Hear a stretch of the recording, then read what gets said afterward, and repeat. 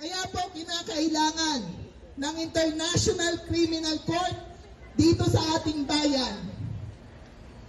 Dahil walang gusto na mag-prosecute. Bakit? Pinapatay po ang mga huwes. Pinapatay ang mga abogado. Pinapatay ang mga prosecutors. Duterte! Duterte! Duterte! Duterte! Duterte! Duterte! Duterte! Duterte! Duterte! Kung ano pong nangyari? Well, nandoon yung dalawang counsel ni ex-president Duterte at sinasabi nila, ina-allege nila na wala pa daw natanggap si ex-president Duterte ng subpoena at saka yung aking complaint. So wala pa daw siya natanggap at ngayon tinanggap nung dalawang counsel yung yung complaint affidavit ko at saka yung supplemental complaint affidavit ko for today. Kasama na rin yung pagsasubmit nila ng entry of appearance. So ang ibig sabihin, mag-aantay na naman tayo at ipinaspone yung December 11, December 15 ulit kami maghaharap. December 15 for at the same time for preliminary investigation kasi yun lang yung yun yung time na dapat nilang sagutin. Nag-extend pa nga sila sana. Kaya lang may rules daw, sabi ng ating abogado, na dapat ay pagka-receive ng complaint ay maximum of 10 days dapat ay masagot ito.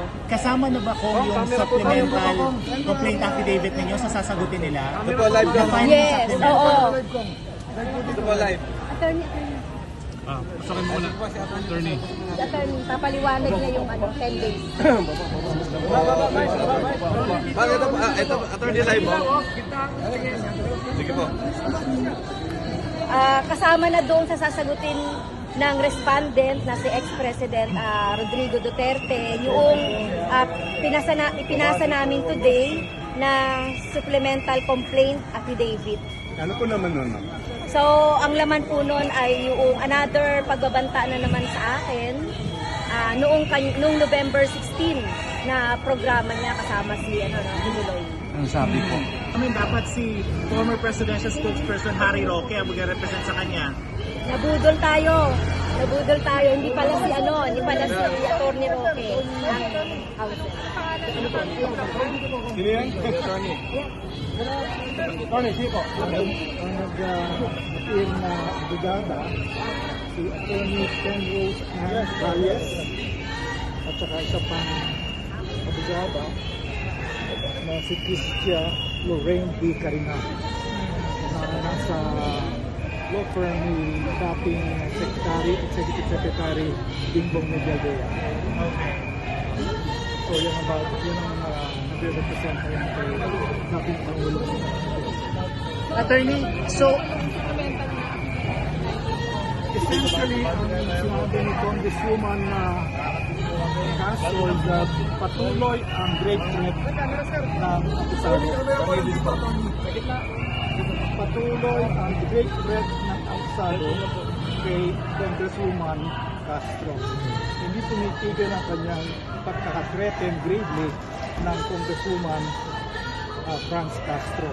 In fact, nagugunita nyo, noong October 11.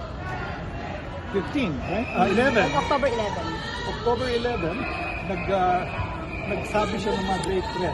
At yun ay subject matter ng complaint affidavit ng Congresswoman Franz Castro. Tinuloy po ito ng dating presidente ng November 15. November 16. At yun ay na-capture namin dito sa supplemental affidavit, counter affidavit ni Congresswoman Franz.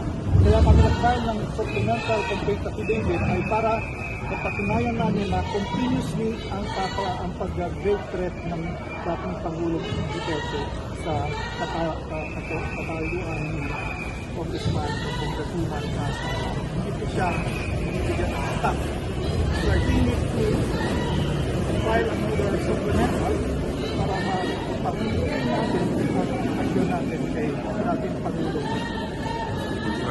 Yan ang pinaglalaman ng supplemental complaint affidavit ni Congresswoman.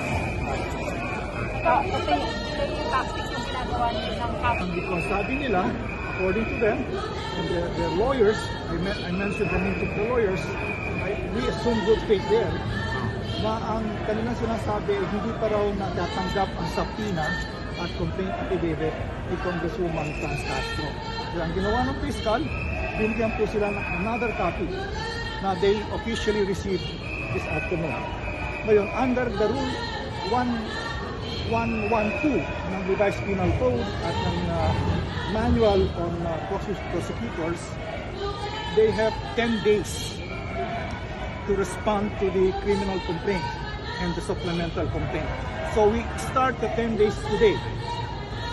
Unfortunately, the fiscal is on vacation on the 14th. Ginawa po namin December 15, Same Friday, time. the same time, 2:30. At magbibigay na ng complaint na ng kanyang kasagutan ng dating Pangulo. Is that the last setting? That's the last one because wala na pong yan. Wala na pong delay yan. Wala na po yung another exemption or extension. Kaya ayon pa rin to sa due process. Pinagbigyan naman natin sila. Kung ano gusto natin lang, nakita natin kanilang depensa.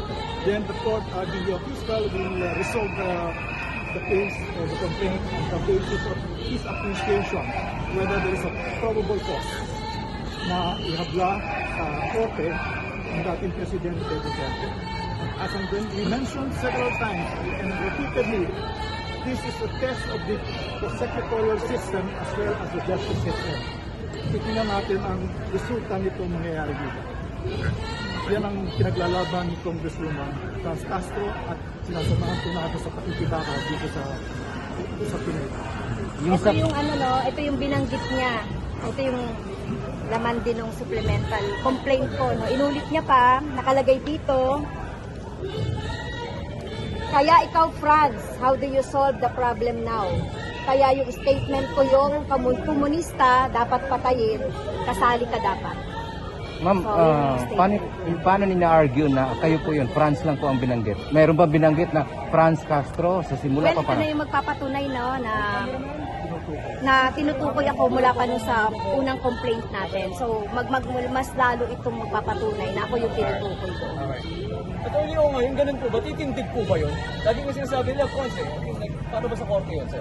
Kung binigyan kayo ng kopya ng complaint affidavit ng lahat at pinangalanan ang Congresswoman Franz Castro sa earlier portion ng kanyang statement, ang tinitingnan nyo lang yung huli na Franz lang ang sinabi. Pero earlier sa kanyang statement, on the same footage of the video, sinabi niya Franz Castro, komunista yan, papatayin kita. October 11 yun. October 11. Okay.